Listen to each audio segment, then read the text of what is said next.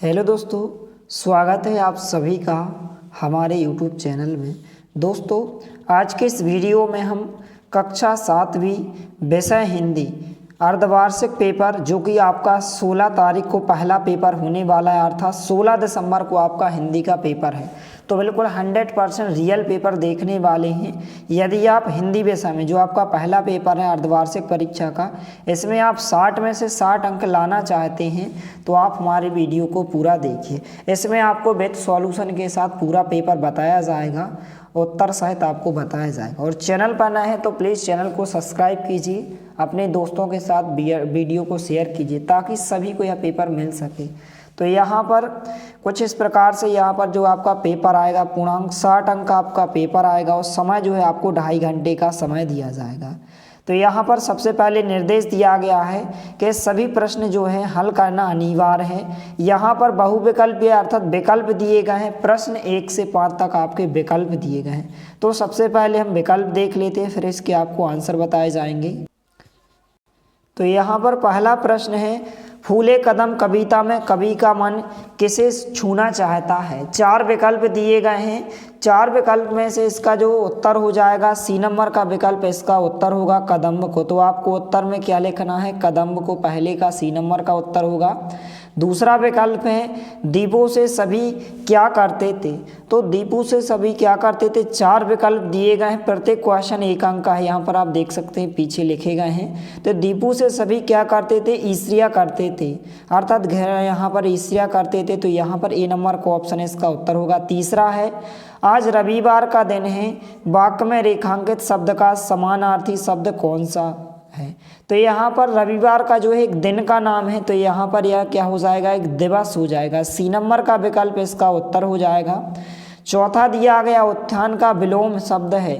तो उत्थान का जो विलोम शब्द होता है इसका अर्थ होता है ठहरना। तो चौथे का जो उत्तर होगा डी नंबर का विकल्प होगा। पांचवा दिया गया है, रहे भावना ऐसी मेरी सत्य व्यवहार करूं। तो खालिस्तान में आपको क्या लिखना है, सरल सत्य व्यवहार करूं। तो ए नंबर का विकल्प इसका उत्तर हो जाएगा। तो इस प्रकार से आपके विकल्प के उत्तर हो जाएंगे, जो कि 5 जो हैं 1-1 अंक के पूछेगा, अर्थात इसमें आपको 5 अंक मिलेंगे।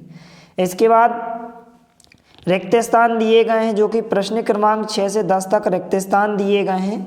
रिक्त स्थान के जो है उत्तर हैं आपको इन्हीं में से आपको देखकर लिखना है। यहाँ पर दिए गए आगे पीछे दिए गए हैं, यहाँ पर आप देख सकते हैं। तो इन्हीं में से देखकर आपको उत्तर लिखना है। छठवां दिया गया खालिस्तान धिन धिन धा धमक पंक्ति में, प्रत्येक खालिस्तान 1 अंक का है, 5 खालिस्तान 5 अंक के हैं।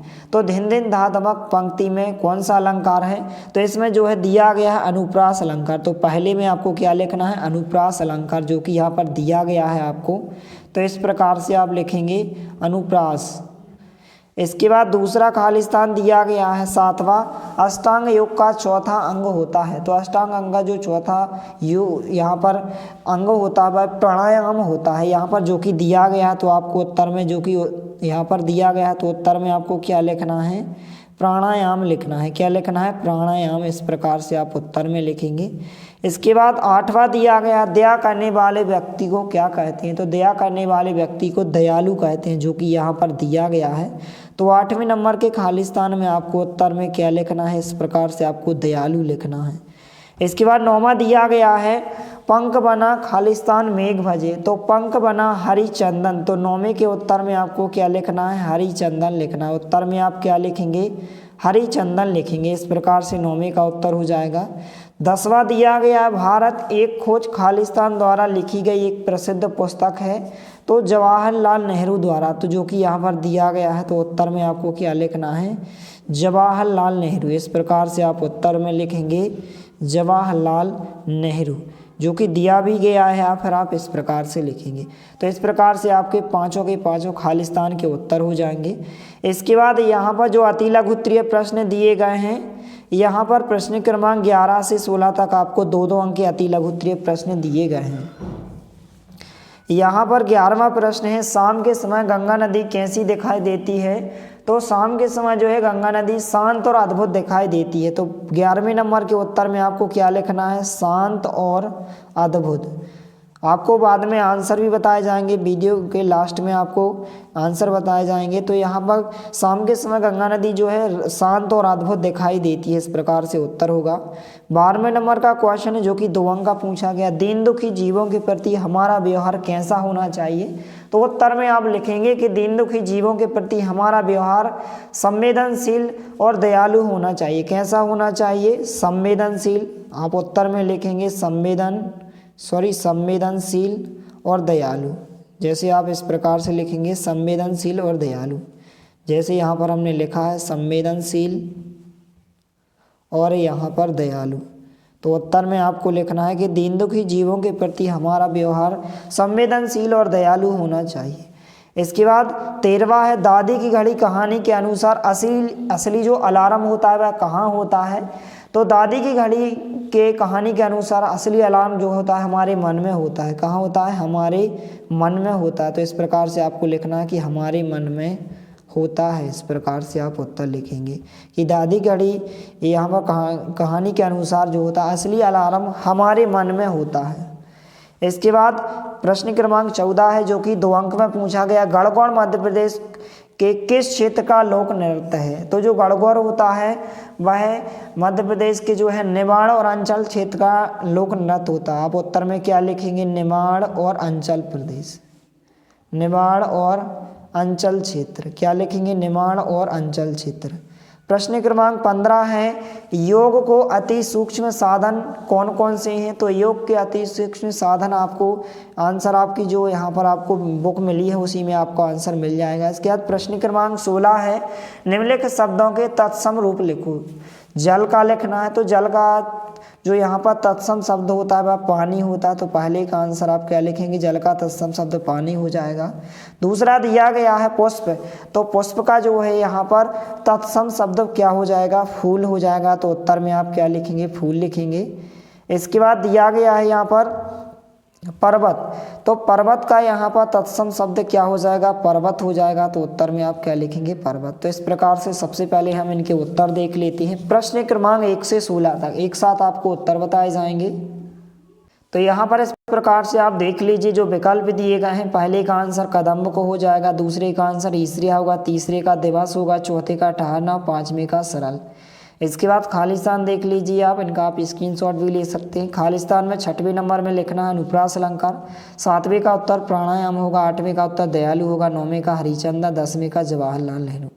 प्रश्न क्रमांक 11 जो कि यहाँ पर 2-2 अंक के क्वेश्चन पूछे गए हैं कि शाम के समय गंगा नदी शांत और अद्भुत दिखाई देती है। प्रश्न क्रमांक 12 का उत्तर होगा कि दीन दुखी जीवों के प्रति हमारा व्यवहार संवेदनशील और दयालु होना चाहिए। प्रश्न क्रमांक 13 का उत्तर होगा कि दादी की घड़ी कहानी के अनुसार असली अलार्म जो होता है हमारे मन में होता है। प्रश्न क्रमांक 14 का उत्तर होगा कि गणगौर निमाड़ अंचल क्षेत्र का लोक नृत्य है, इस प्रकार से। इसके बाद प्रश्न क्रमांक 16 का उत्तर होगा जल का तत्सम पानी होगा, पुष्प का फूल होगा, पर्वत का पर्वत होगा।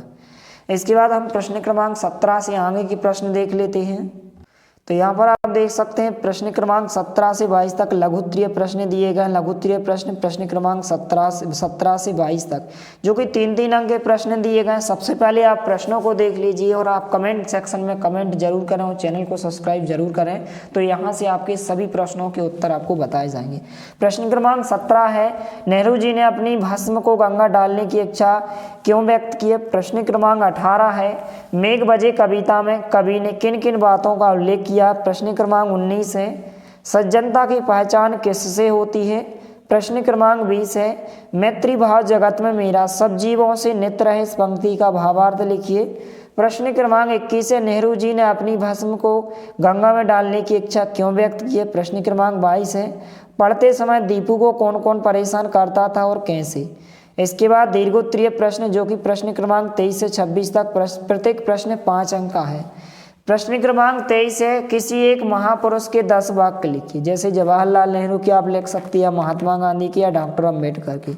प्रश्न क्रमांक 24 है, मेरी कविता का मुख्य भाव अपने शब्दों में लिखिए। प्रश्न क्रमांक 25 है, दीपू की घड़ी कहानी के पात्रों के बारे में अपने शब्दों को लिखिए। प्रश्न क्रमांक 26 है, अपने प्रधान अध्यापक को 3 दिवस की छुट्टी के लिए एक आवेदन पत्र लिखिए। तो इस प्रकार से प्रश्न 1 से 26 तक यहाँ पर प्रश्न दिए गए, इनको आप अच्छे से तैयार करें। इसी प्रकार से आपका और भी विषय का यहाँ पर अर्धवार्षिक परीक्षा का पेपर जल्द से जल्द उपलब्ध कराया जाएगा। मिलते हैं अगले वीडियो में, तब तक के लिए जय हिंद, वंदे मातरम।